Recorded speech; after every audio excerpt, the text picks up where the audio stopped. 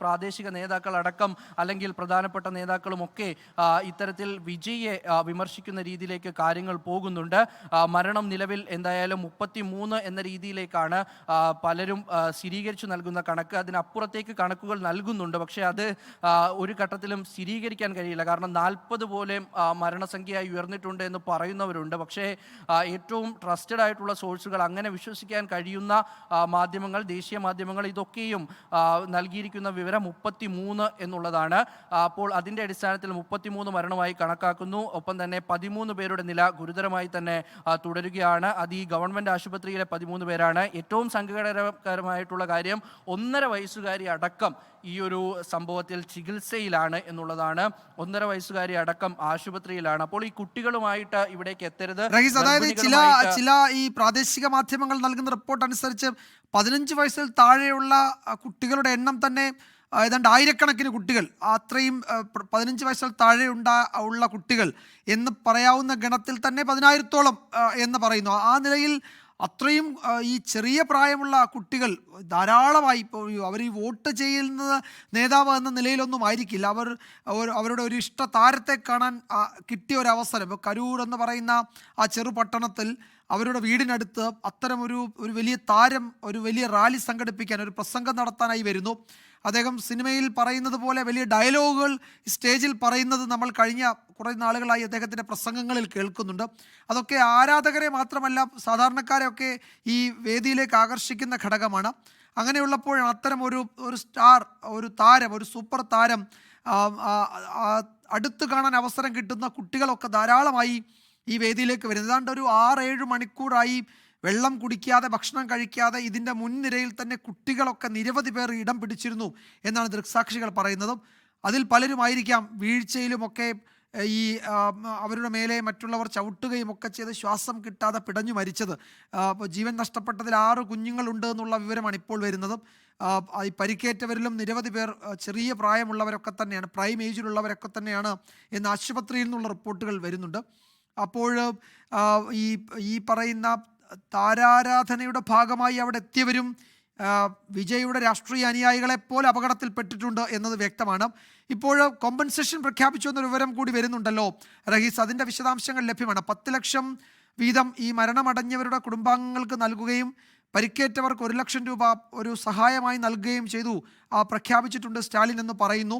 അദ്ദേഹം ആ പ്രഖ്യാപനം കൂടി നടത്തിയിട്ടാണ് കരൂരിലേക്ക് വിമാനത്തിൽ കയറിയത് എന്നാണ് ചെന്നൈ റിപ്പോർട്ടുകൾ. അതിൻ്റെ വിവരങ്ങൾ ലഭ്യമായിട്ടുണ്ടോ അവിടെ റഹീസ്?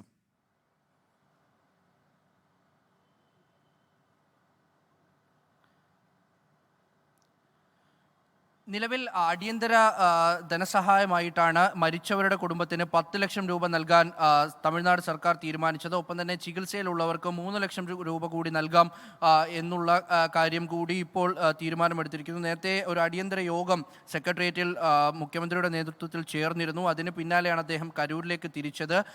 അതിനുശേഷമാണ് ഇപ്പോൾ ഒരു പ്രഖ്യാപനം വന്നിരിക്കുന്നത്. അതായത് മരിച്ചവരുടെ കുടുംബങ്ങൾക്ക് അടിയന്തര ധനസഹായമായി 10 ലക്ഷം രൂപ നൽകും.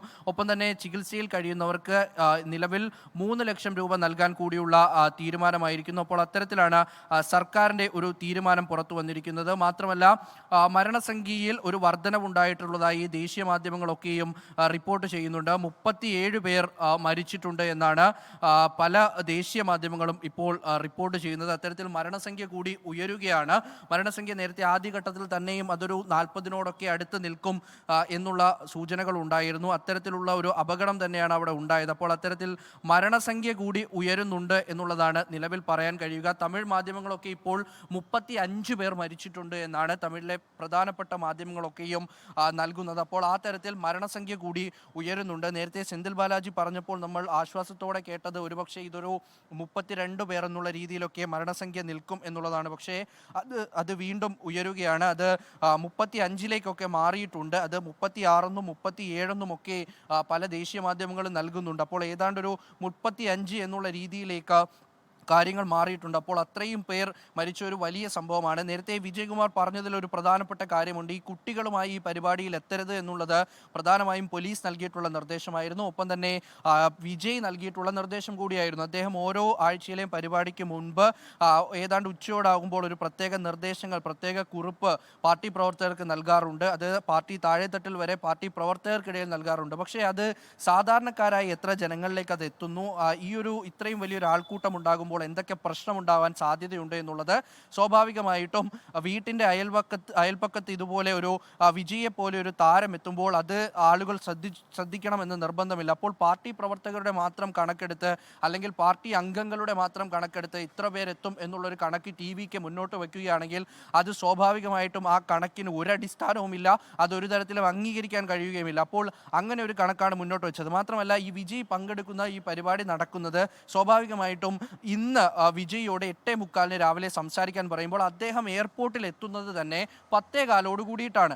അപ്പോൾ ആ സമയം അപ്പോൾ തന്നെ ഒരു 1.25 മണിക്കൂർ സമയം അവിടെ മാറുകയാണ്, അല്ലെങ്കിൽ 1.5 മണിക്കൂർ സമയം അദ്ദേഹം അവിടെ മാറുന്നു. പിന്നീട് അദ്ദേഹം റോഡിലെത്തി എല്ലാവരെയും കണ്ട് മാത്രമേ ഈ പ്രസംഗവേദിയിലേക്ക് എത്തുകയുള്ളൂ. അപ്പോൾ അദ്ദേഹം അത് തൻ്റെ രാഷ്ട്രീയ പ്രവർത്തനത്തിൽ തനിക്കുള്ള സ്വാതന്ത്ര്യമായി കാണുമ്പോൾ അതിനപ്പുറത്തേക്ക് അദ്ദേഹം ഒരു താരമാണ്.